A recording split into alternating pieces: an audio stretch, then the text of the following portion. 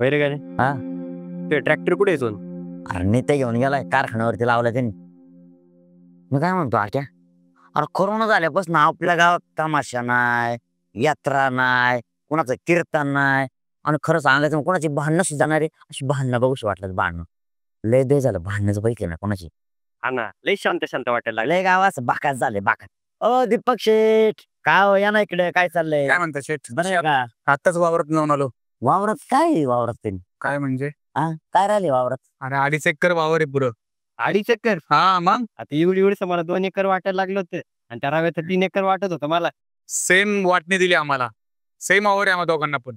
अरे तुला सांगतो मी, मोजणी करून घे तेवढी. परवा दिवशी वावर नांगरले म्या. रव्याच्या म्हणतो माहिती का? हा. बांध कर तुझा बांधण्या पोरलाय. रव्याने सांगित तुला? रव्याने सांगितलं मला. आता बघतोस त्याकडं. मागं पण माझ्या अन्नावर धावून गेला होता तो. नाही ना, आता तू ट्रॅक्टर रेडी ठेव फक्त. मला पण याचा पूर्ण बांध करायचा आहे. माझा ट्रॅक्टर रेडीच मला. तू फक्त सांग मला कधी. पहिला अण्णाकडे जातो, मी वाटणीचं बोलतो पहिल्यांदा. बोल तू तयार राहा फक्त तू. अरे हाय रे तुझ्यासाठी. खरंय, बोललो पाहिजे. मला वाटते आता यांचं लागते. हा तयार आहे मी. आलो 10 मिनिटात येतो. हा बाबा बस येतोच आहे. हा पारावर थांबा, आलो चालतो 10 मिनिटात येतो. 10 मिनिटात. अण्णा काय रे? काय करताय? काय नाही, तालुक्याला चाललो जरा. ऐका मी काय सांगतोय. बोल ना. आज काय तुम्ही तालुक्याला जाऊ नका. का रे? अण्णा आज काही झालं तरी तुम्ही वावराची मोजणी करून घ्या. मला हे कळत नाही काय काय लागले एवढे मुलं. कशी काही अख्खा बांध त्यांनी कोरलाय तिकडं. काही कसली म्हणताय तुम्ही? उद्या सगळं ते वावर नावर करून घेईन. तसं होणार नाही. बघू आपण. थोडं थांब जरा, 1 हप्ता जाऊ दे, मग बघू आपण करू. जा आता. थांब गिम काय नाही, तुम्ही आजच्याच करून घ्या. बाकी नंतर वाद झाले की सांगू नका मग. अरे जरा समजून दे. मला काय नाही काय नंतर सांगू नका, भांडणे गेले झाले तर. पण मला कळत नाही, थोडं थांब ना जरा. भाऊ आहे ती माझा. ते मला माहित नाही अण्णा, तुम्ही बघून घ्या काय करायचं ते. पण वावराची मोजणी झाली पाहिजे म्हणजे झाली पाहिजे. अरे लग्न ऐक जरा. अरे ऐक.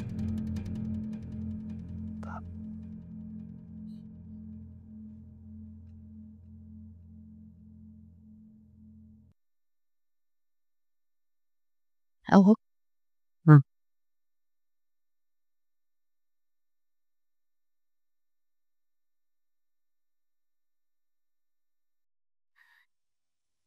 अहो कशाला टेन्शन घेताय?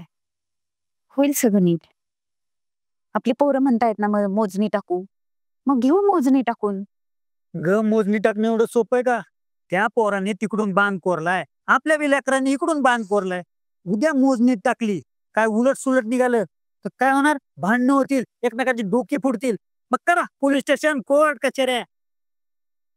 अहो म्हणूनच म्हणते आपण बी समजुतीने घेऊ. घेत ना आपलं पोरग समजुतीने. जाऊ देऊ. तर टीचभर जमिनीच्या तुकड्याने आपण काय बंगला बांधायचो नाही. तीसभर म्हणजे? तीसभर करता करता अख्खं वावर नांगरलं तिकडं राव्यानी. उद्या सगळी जमीन नावावर करून घेतलं, काय करायचं? ती जमीन आहे ना माझ्या बापाची, आणि तो आहे ना तो माझा भाऊ आहे. काय करायचं ना ते आम्ही आमचं बघू. तू नाही बोलायचं मध्ये. हो का? मागच्या वेळेस तो रव्या तुमच्यावर धावून आला होता, त्यावेळेस नाही तुम्ही बरे म्हटले तुमचं बघायचं होतं. अरे तू तरी समजून घे. काय समजून घेऊ? तुम्ही तरी समजून घ्या. हे बघा, मी काय हातात बांगड्या नाही भरलेल्या. तो रव्या माझ्या बापाच्या अंगावर धावून गेला होता, त्याला मी सोडणारच नाही. आता काय होते मग? तुला म्हटलं ना थांब जरा, बघू आपण काय करायचं ते. तुम्ही फक्त ते मोजणीचं बघा, बाकी मी बघतो काय करायचं ते. तू खोरं घेऊन कुठे निघालास? मी चाललो पाणी द्यायला.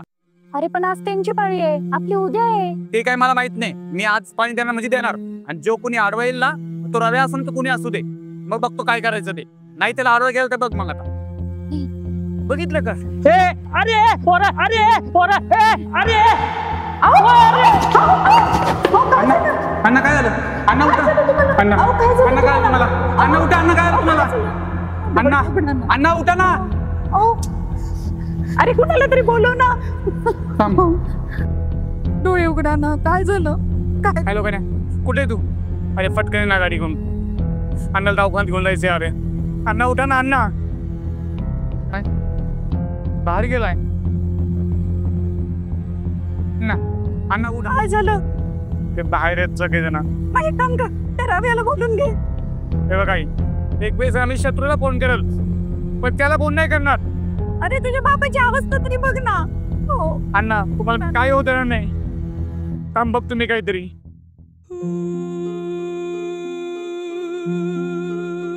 अण्णा तुम्हाला काही होणार नाही. मी आहे.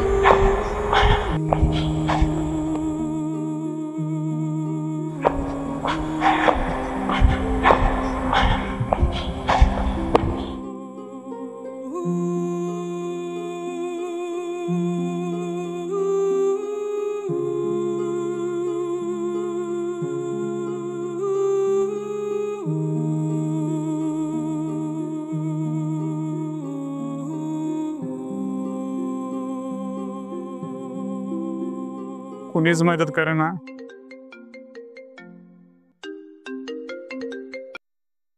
हा ये बोल ना. कोणीच नाही का इथं मदतीला. काय कुठल्या हॉस्पिटलला?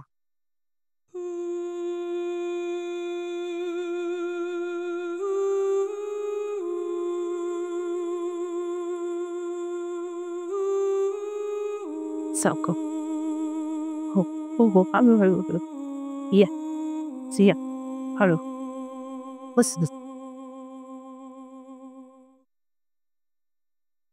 दीपक हा. पटकन पाणी घेऊन ये.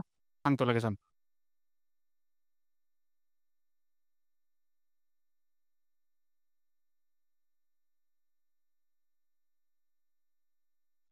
अरे दीपक लवकर घेऊन ये रे पाणी. अण्णा बरं वाटतंय ना? हा, ठीक आहे. ठीक आहे. गोळ्या घेता का? हा, घ्यायचीच. काळजी घ्या. आणि काही टेन्शन घेऊ नका. हा. आला पाणी घेऊन आलाय तो. सावकाश सावकाश सावकाश. चौकश. तू काय करतोय तस? हे बघ माझा आज भांडण्याचा बिलकुल मूड नाहीये. जा निघितून. अरे दीपक नालाय का त्याची कॉलर सोड. हे सगळं जे झालं याच्यामुळे झालंय आणि तू म्हणते कॉलर सोड. त्याच्यामुळे नाही हे तुझ्यामुळे सगळं झालंय. माझ्यामुळं? हो तुझ्यामुळे. दुपारी जेव्हा तू तुझ्या मित्रांना शोधत फिरत होता ना तेव्हा हा आला. याने माझ्या नवऱ्याला दवाखान्यात नेलं. तुला माहिती डॉक्टर काय म्हणाले? 5 मिनिटं उशीर झाला असता ना तर माझ्या कपाळाचं कुक्कू पुसलं असतं रे.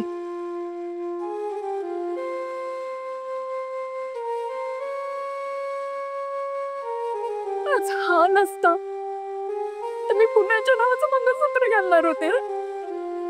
कुणाच्या नावाने या तुळशीला पाणी वाहणार होते. फक्त याच्यामुळे आज तुझ्या बाबा आपल्या बरोबर आहे.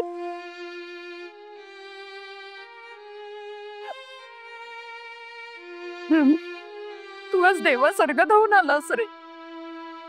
तुझ्यामुळे फक्त तुझ्यामुळे आज हे आमच्या बरोबर आहे. अगं नाने देव काय म्हणतेस? अगं माझा बाप आहे त्याचा बी माझाच बाप आहे की. आणि आपल्या माणसासाठी आपली रक्ताची माणसं येणार नाही मग हे गाव येणार आहे होय. आणि दाद्या मी इथं भांडणं करायला नाही आलो तर अण्णाची माफी मागायला आलतो. अण्णाचं तर पडत होतं आणि बी रडत होती. मला ते बघावलं नाही आणि तू बी नव्हता कुठं इथं दिसला म्हणून अण्णाला घेतलं आणि दवाखान्यात घेऊन गेलो. करत चुकलं ना दादा माझं. अण्णा सगळं मी तसं वागाय नव्हतं पाहिजे. अण्णाची अवस्था झालीच नसती आणि आई बाबा बी येणार होता अण्णाला भेटाय. आई बाबा आला असतं तो अजून चिडला असता पण आई बाबांना म्हणलं तुम्ही नका येऊ. अरे भांडणं असली काय अबोला असला काय पण शेवटी वेळेला आपली रक्ताची नातीच आपल्या कामाला येतात रे. अरे दादा नको मला इज्जत दे. मला फक्त तुझा लहान भाऊ आणि पाय बापाला का कामत मागे काही न करू आणि आपल्याला आपली भावकी जपायची. अरे उद्या मी जर मेलो ना तर माझ्या तेडीला तूच कांदा देणार आहेस. माझं चुकलं रे. मला माफ कर.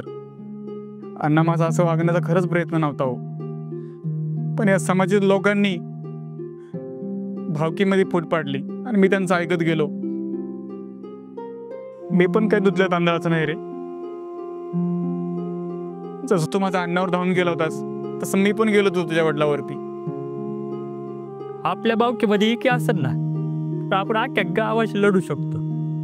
पण आपल्या बावकीमध्ये एकी नसेल ना एक माणूस बी आपलं खानदान उद्ध्वस्त करू शकतो. इथून पुढे दुनियाने किती जरी कान फुकले ना माझे, तर मी आपल्या भावकीत कधीच फूट पडू देणार नाही. शब्द आहे माझा.